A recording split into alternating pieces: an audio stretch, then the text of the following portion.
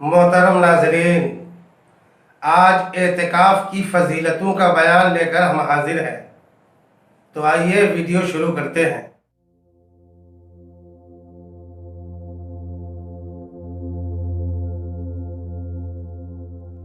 دوستو، مسجد میں اللہ عز و جل کے لیے نیت کے ساتھ ٹھہرنا اعتکاف کہلاتا ہے۔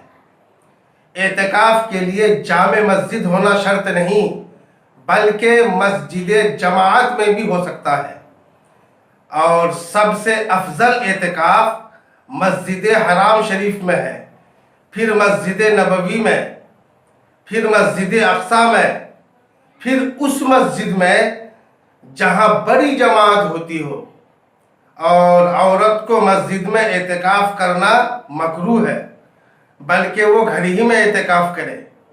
عورت کے لیے مستحب یہ ہے کہ گھر میں نماز پڑھنے کے لیے کوئی جگہ مقرر کر لے اور اسی جگہ میں اعتکاف کے لیے بیٹھ جائے۔ اعتکاف کی بڑی فضیلت ہے۔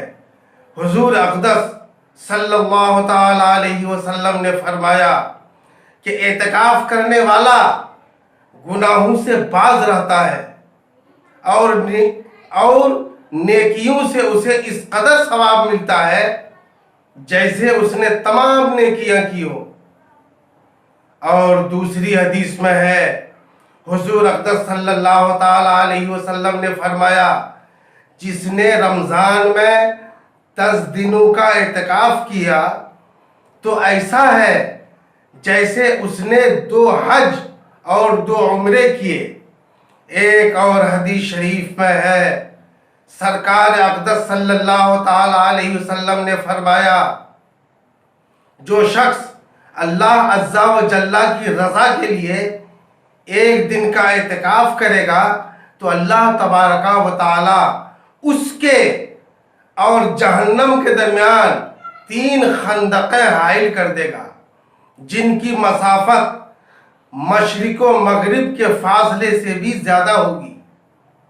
لہذا میرے دینی بھائیوں، اعتکاف کر کے رب کی رضا حاصل کیجئے۔ پروردگار عالم ہم سب کو رمضان کی بہاروں سے مالا مال فرمائے۔